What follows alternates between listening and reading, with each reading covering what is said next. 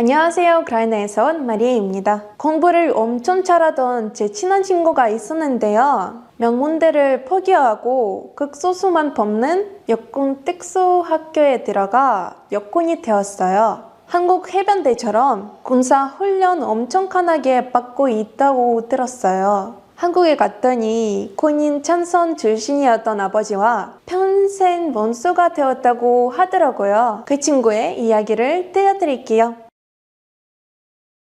안녕하세요. 우크라이나에서 온 마리아입니다. 한국을 안 좋아하던 친구도 한국 음악은 다 중국 음악이라고 우기더라고요. 근데 그 친구가 우연히 길거리 공연을 보자마자 눈물을 흘리면서 저한테 연락을 한 거 있죠. 그 사연 지금부터 들려드릴게요. 안녕하세요. 전 올레아예요. 24살이고 우크라이나 출신이에요. 하지만 요즘은 뉴욕시에 있는 유명한 줄리어드 음악학교에서 첼로를 공부하면서 꿈을 이루고 있어요. 제 고향인 우크라이나에서 한참 멀리 떨어져 있지만 어릴 때부터 최고 수준의 음악을 추구하고 싶었거든요. 줄리어드만큼 최고인 곳이 또 어디 있겠어요? 그렇죠? 합격 통지서를 받았던 날이 아직도 기억나요. 너무 긴장돼서 손이 떨리면서 봉투를 열었어요. 그리고 우리는 기쁜 마음으로 알려드립니다. 라는 말을 읽었을 때 제 심장이 거의 터질 뻔했다니까요. 바로 부모님께 전화를 걸어 기쁜 소식을 전해드렸는데 긴 국제전화 연결음 너머로도 부모님의 자랑스러워 하시는 목소리가 들렸어요. 몇 달 후, 저는 한 손에는 첼로 케이스를 다른 한 손에는 여행 가방을 들고 JFK 공항에 내렸어요. 도시는 우크라이나의 조용한 거리와는 너무나 다른 볼거리와 소리로 가득했어요.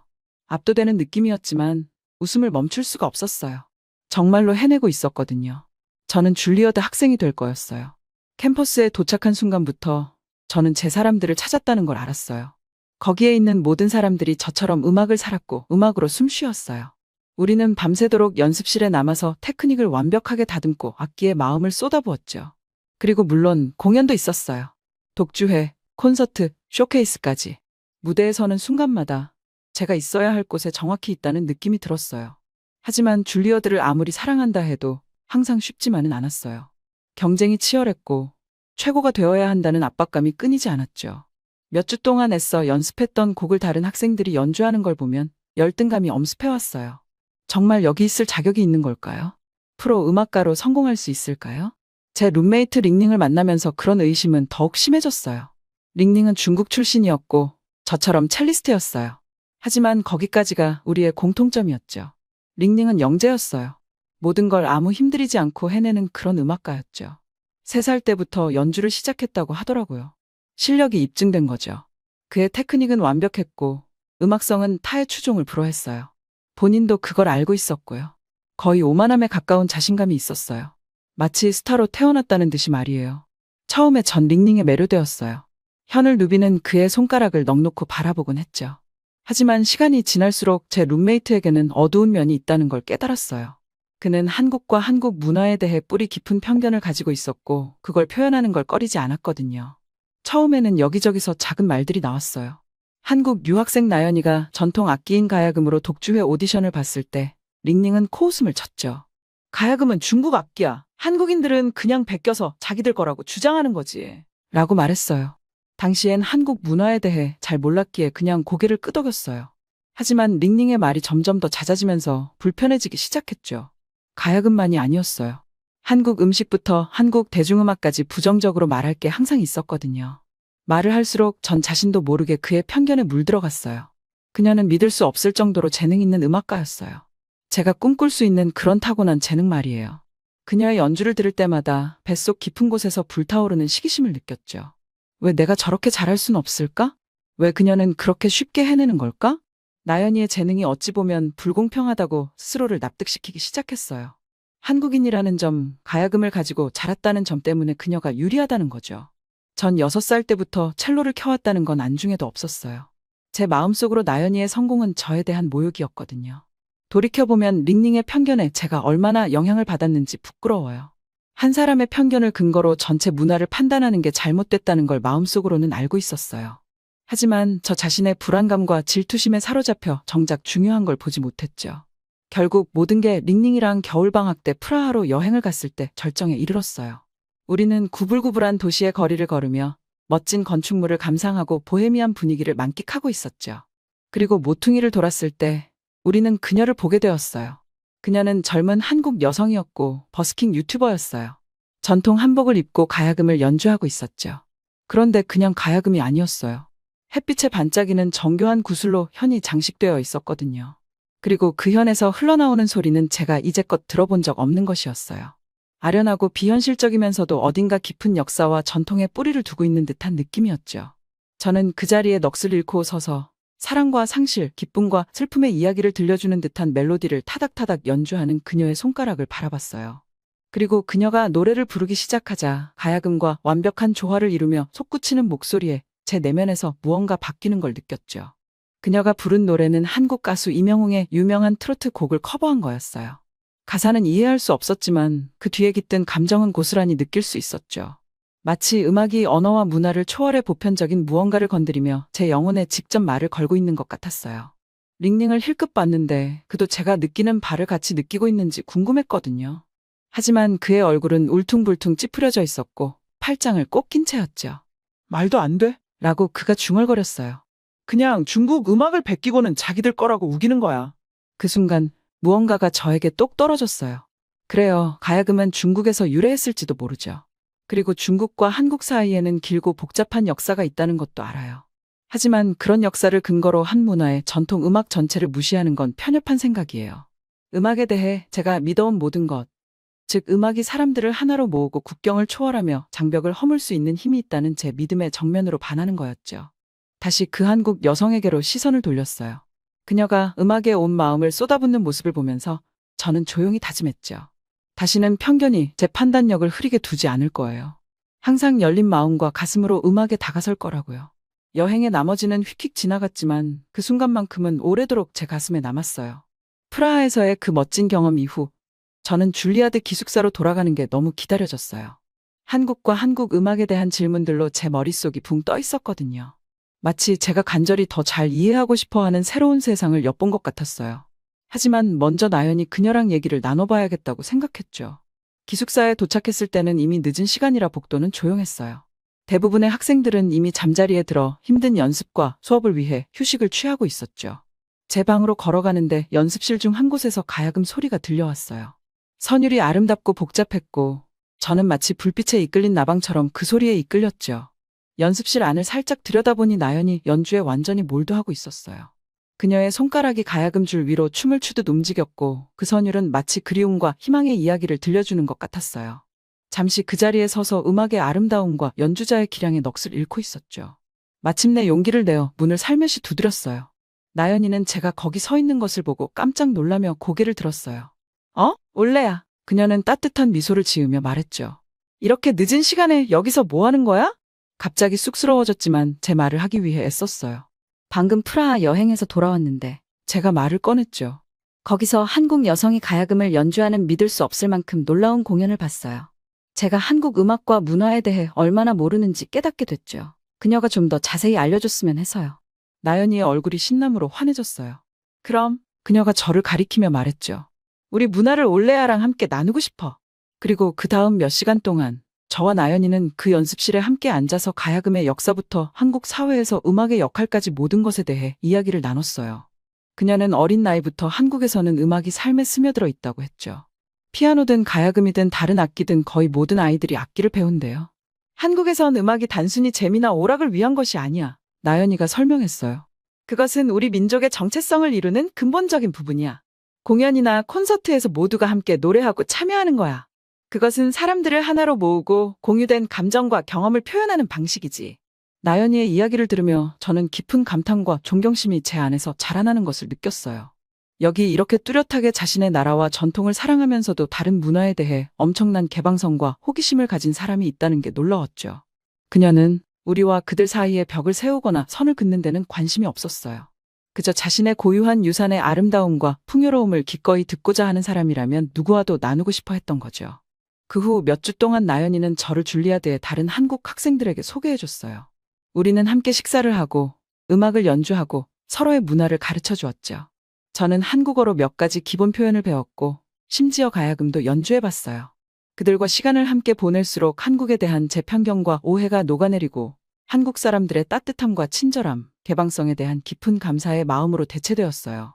링링이 말한 것과는 달리 한국인들은 이상하고 낯선 타자가 아니라는 걸 깨달았죠. 그들은 그저 자신만의 독특한 이야기와 전통, 세상을 보는 방식을 가진 사람들이었어요. 제 작곡에 점점 더 많은 한국적 요소를 녹여내면서 저는 무언가 깊고 강력한 것을 건드리고 있다고 느꼈어요. 그것은 다른 누군가의 문화를 모방하거나 전용하는 것이 아니었어요. 어디에서 왔든 무슨 언어를 쓰든 모든 사람들 사이에 존재하는 공통점을 표현할 방법을 찾는 것에 관한 거였죠. 그리고 나연이의 우정과 조언이 없었다면 그 모든 것이 불가능했을 거라는 걸 알고 있었어요. 그녀는 제가 혼자서는 결코 발견하지 못했을 새로운 세상을 열어주었어요. 그에 대해 저는 영원히 감사할 거예요.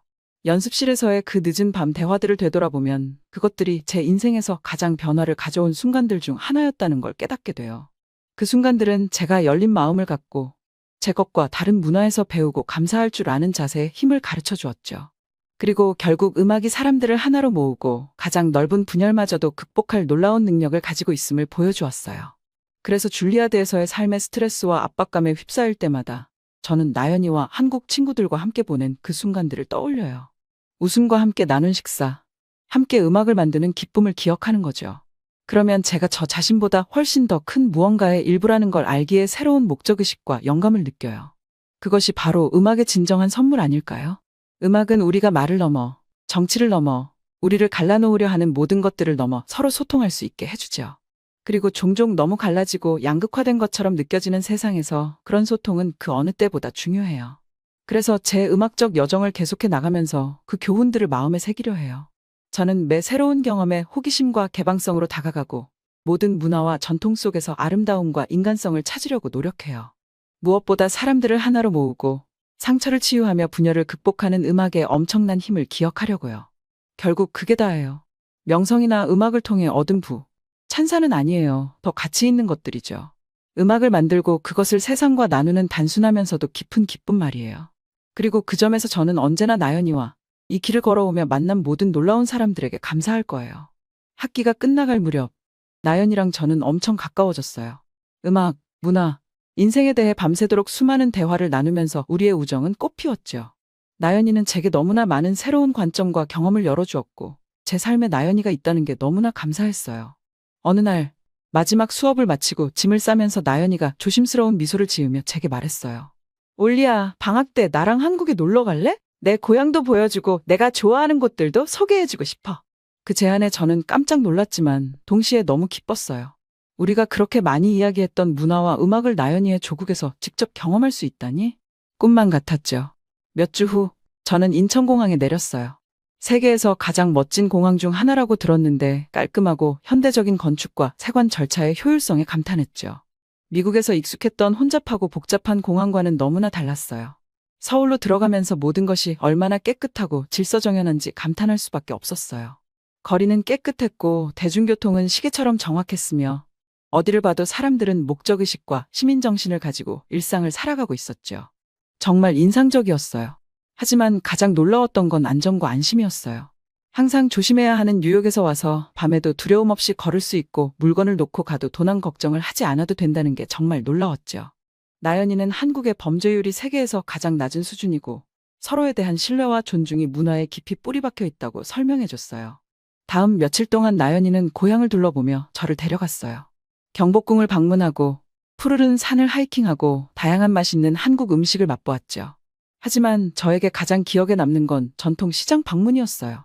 좁은 골목길을 걸으며 다양한 노점상의 화려한 색감과 향기에 감탄했어요. 상인들은 싱싱한 해산물부터 수공예 도자기까지 모든 것을 팔았고 구워지는 고기 냄새와 흥정하는 손님들의 수다로 가득했죠. 하지만 제가 가장 좋아했던 건 모든 상호작용에 스며든 따뜻함과 환대였어요. 노점상을 운영하는 아주머니들은 환한 미소로 우리를 맞이하며 먹을거리를 손에 쥐어주며 모든 것을 맛보라고 권했죠. 그들에게 시장은 단순한 장사 공간이 아니라 사람들이 모여 삶의 소소한 기쁨을 나누는 커뮤니티의 중심이었어요. 특히 기억에 남는 순간이 있어요. 김치 노점상을 하시는 할머니가 우리를 불러 직접 담근 김치를 맛보게 해주셨거든요. 매콤하고 새콤한 김치를 맛보면서 어린 시절 이야기와 시장의 역사에 대해 들려주셨죠. 작은 손짓이었지만 한국 사람들의 관대함과 친절함을 잘 보여주는 순간이었어요.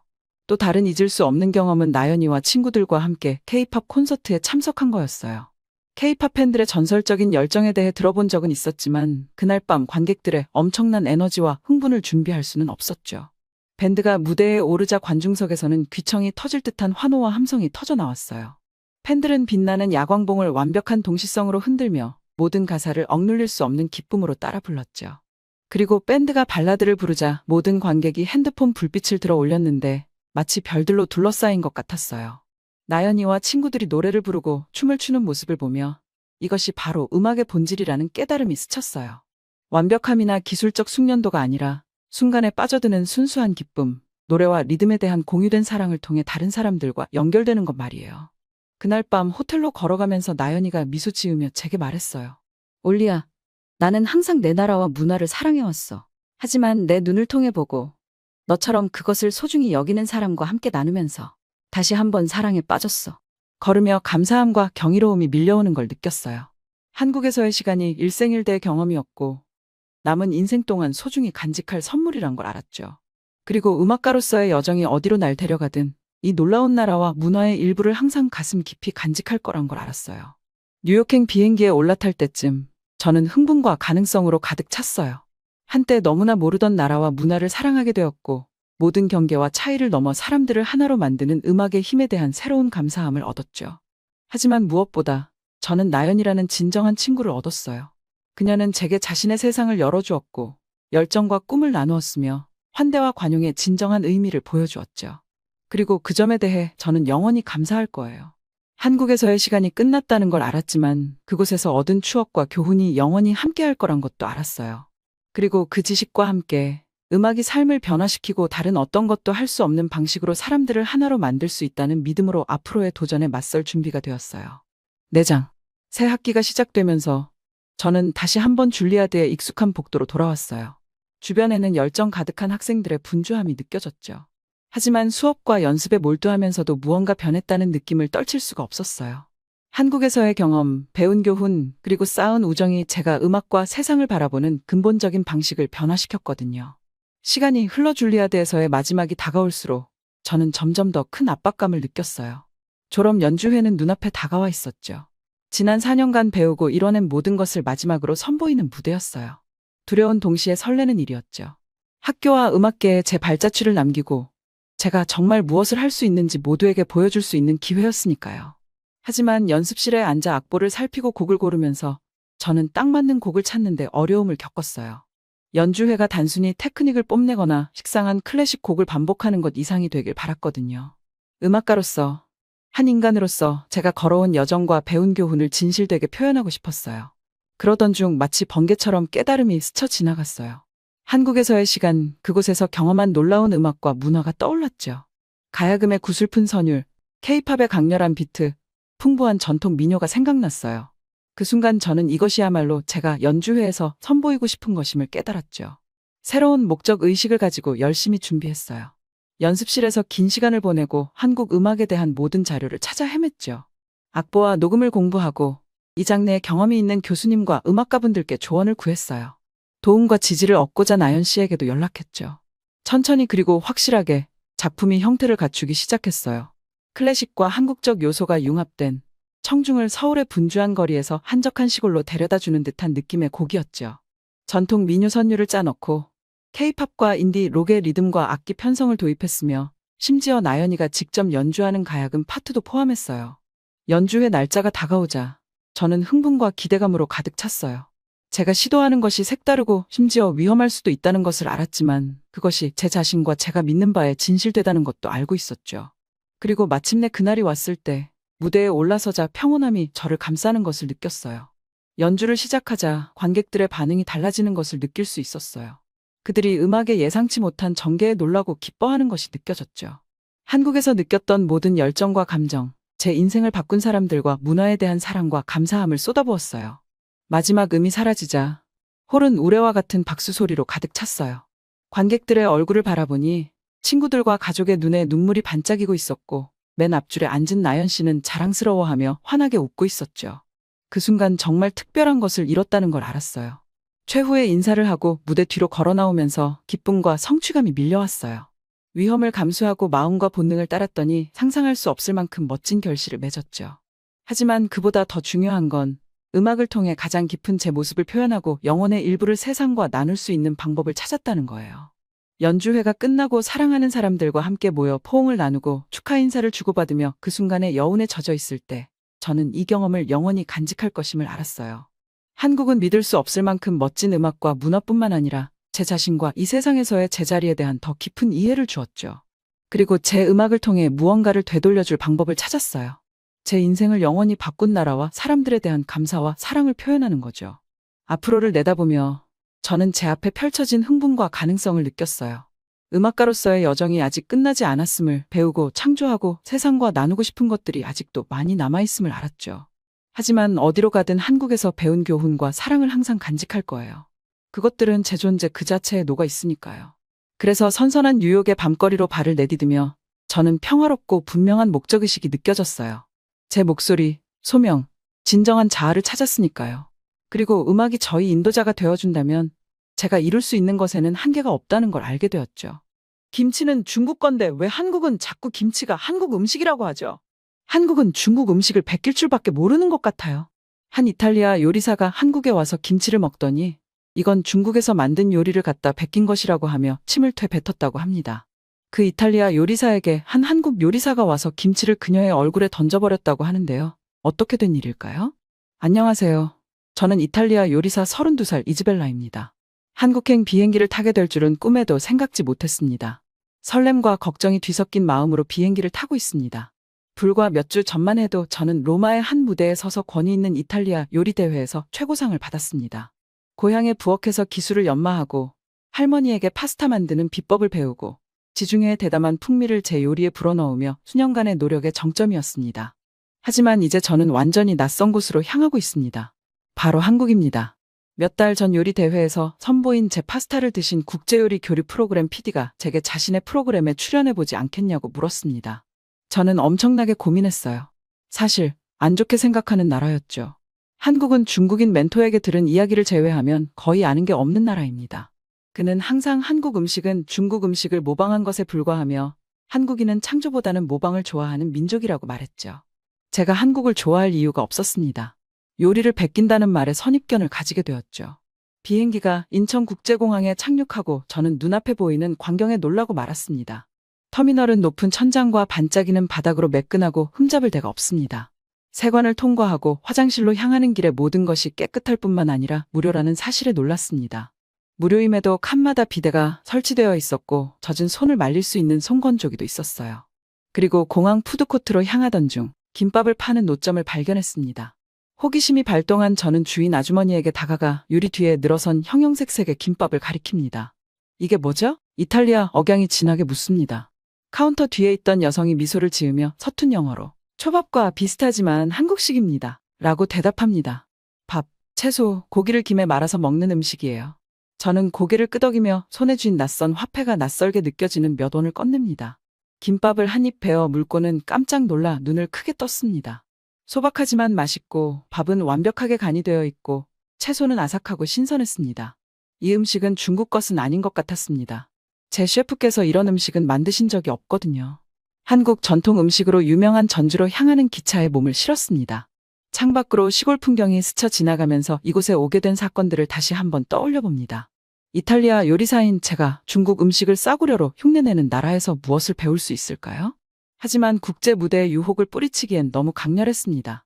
그래서 저는 여기 들어본 적도 없는 도시, 거의 아무것도 모르는 나라를 향해 속도를 내고 있습니다. 기차가 전주역에 들어서자 키가 크고 날씬한 얼굴의 친절한 남자가 저를 맞이했습니다. 이사벨라? 그가 손을 내밀며 물었습니다. 동준이라고 합니다. 전주에 오신 걸 환영합니다. 저는 떨리는 마음을 감추려고 악수를 하고 억지로 미소를 지었습니다. 만나서 반가워요. 저는 한껏 긴장된 목소리로 대답했습니다. 동주는 제 짐을 들어주며 대기 중인 차로 안내했습니다. 시내 거리를 달리면서 동주는 전주 한옥마을을 가리켰고 한국 역사와 문화에 대한 이야기를 들려줍니다. 저는 고개를 끄덕이며 예의 바른 소리를 내지만 내심 저 한옥도 중국 것을 베낀 게 아닐까 하는 생각을 했습니다. 숙소와 연수 장소인 식당에 도착했을 때 우아한 곡선 지붕과 정교한 나무 조각이 돋보이는 한국 전통 한옥이 너무 아름다워서 놀랐습니다. 안으로 들어서자 깔끔한 흰색 유니폼을 입고 호기심과 회의감이 교차하는 표정을 짓고 있는 셰프들이 저를 맞이했습니다. 동주는 저에게 지은이라는 근엄해 보이는 여성 셰프를 소개해 주었습니다. 그녀는 날카로운 눈빛으로 저를 위아래로 훑어보며 평가하는 눈빛을 보였습니다. 당신이 이탈리안 셰프군요. 그녀가 영어 억양이 강한 목소리로 말했습니다. 뭘 할 수 있는지 봅시다. 저는 긴장의 물결이 밀려오는 것을 느끼며 침을 삼켰습니다.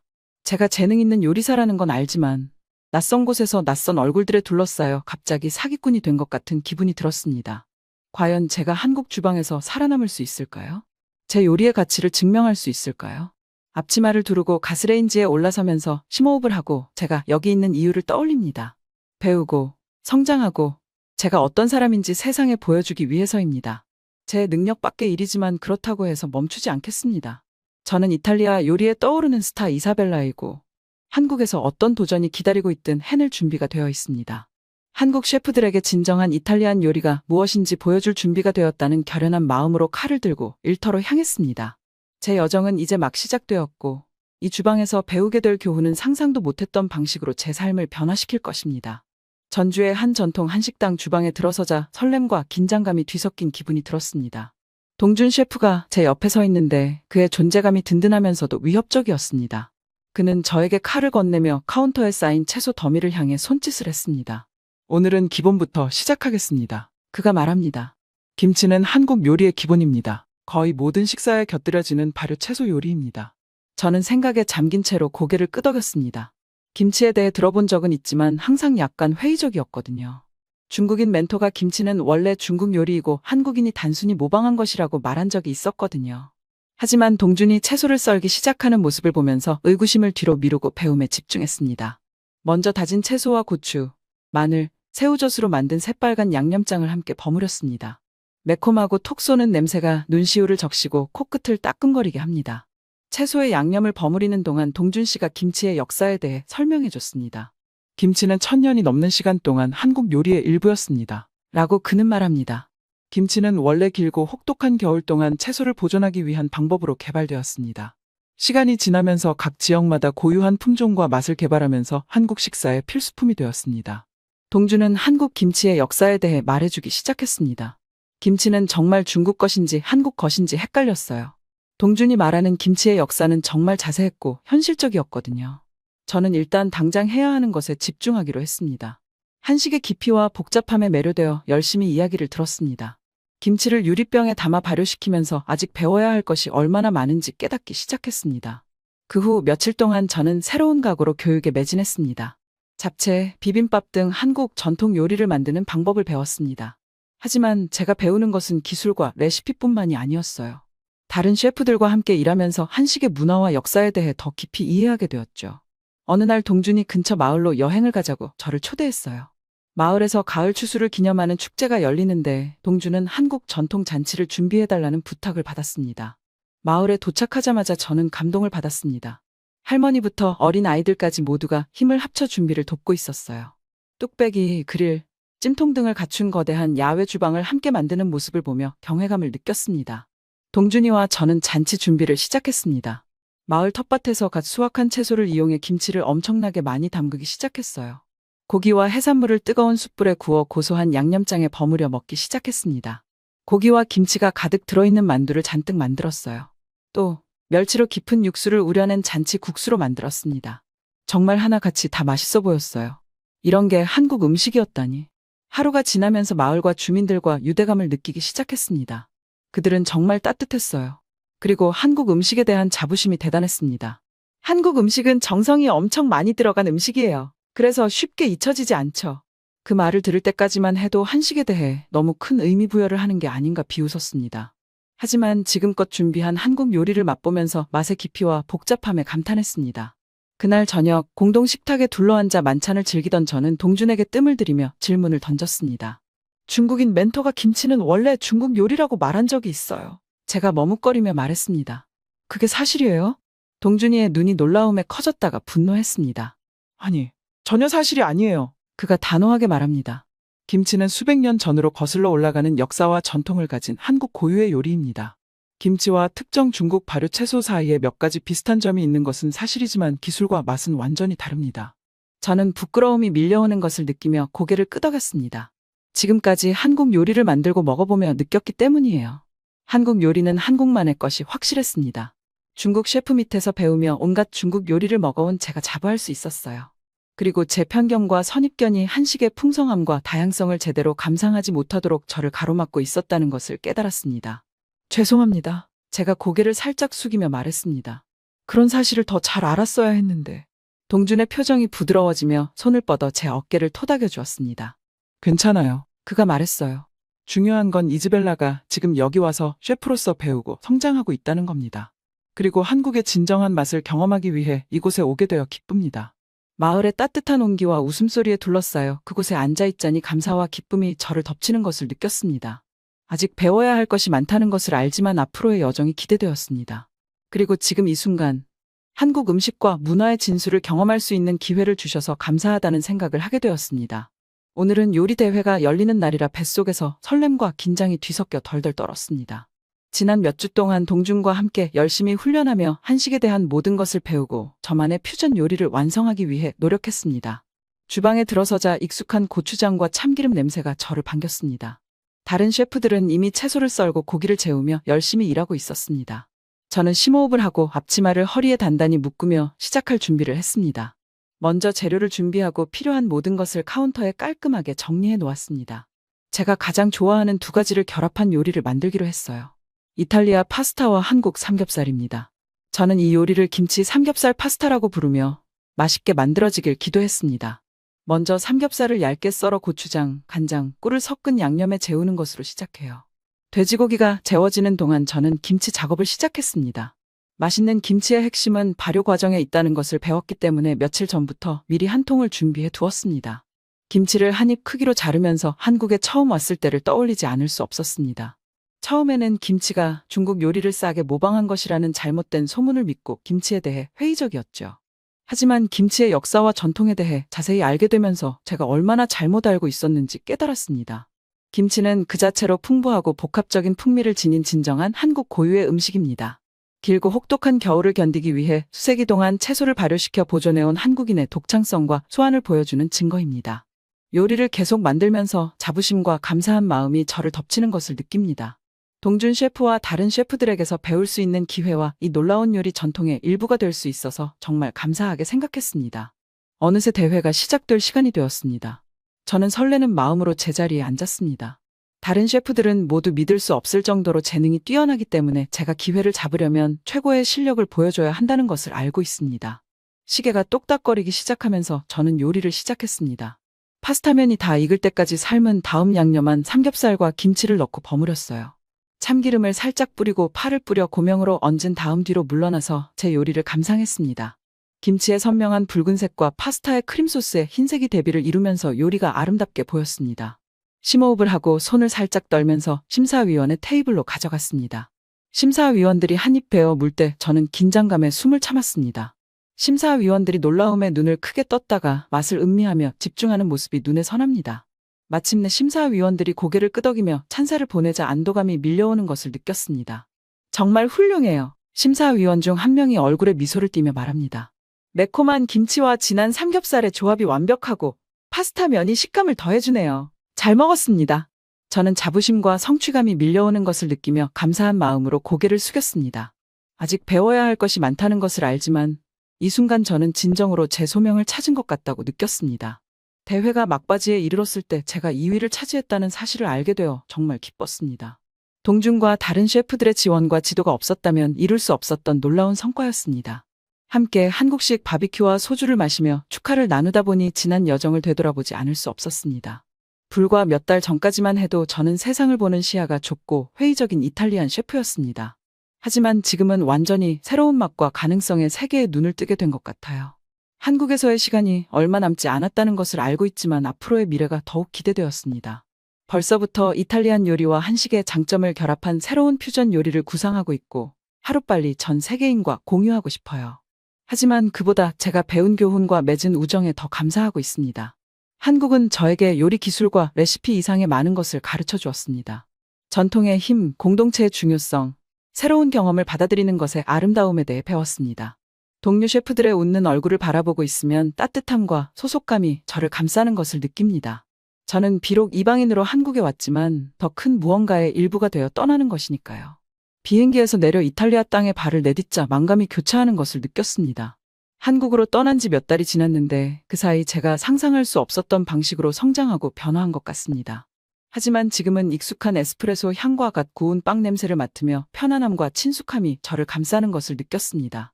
저는 북적이는 로마의 거리를 걸으며 고향의 풍경과 소리를 감상했습니다.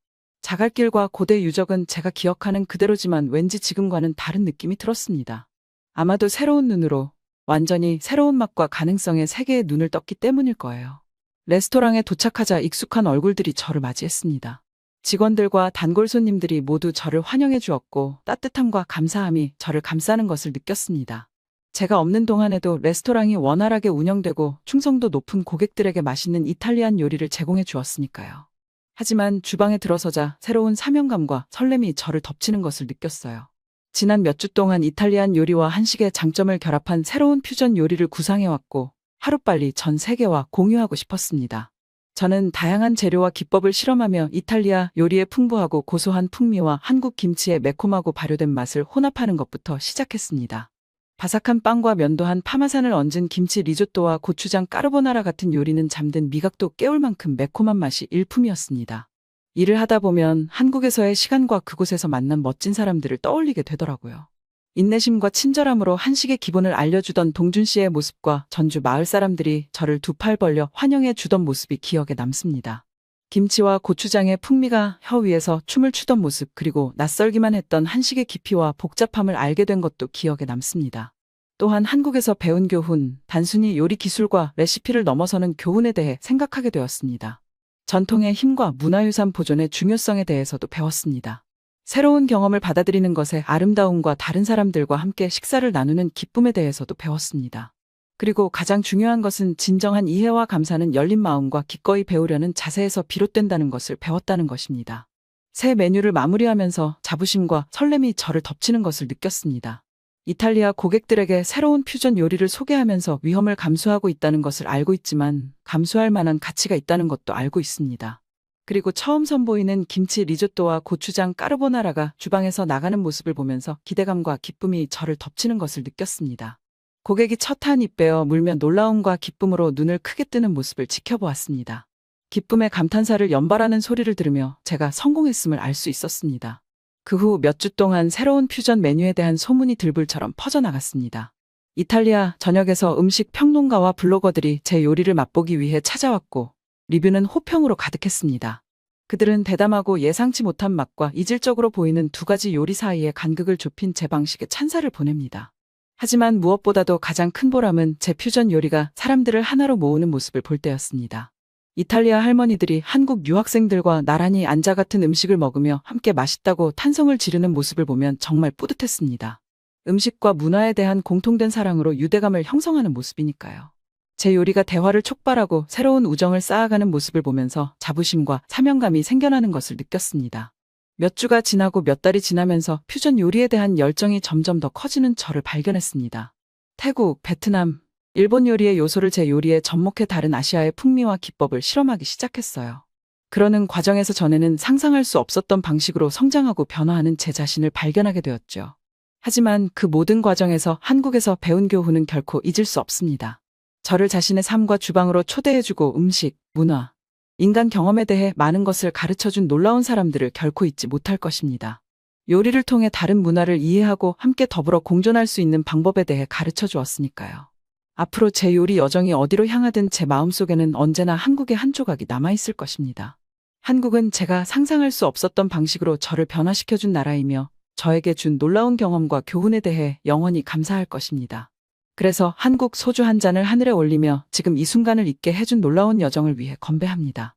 이탈리아와 한국의 맛과 전통, 그리고 앞으로 펼쳐질 무한한 가능성을 위해. 그리고 무엇보다도 사람들을 하나로 모으고 이해와 공감, 기쁨의 세상을 만드는 음식의 힘을 위해 건배합니다. 제 사연 재밌게 보셨나요? 잘 보셨다면 구독과 좋아요 부탁드려요. 다른 영상도 위에 있으니 꼭 봐주세요. 안녕!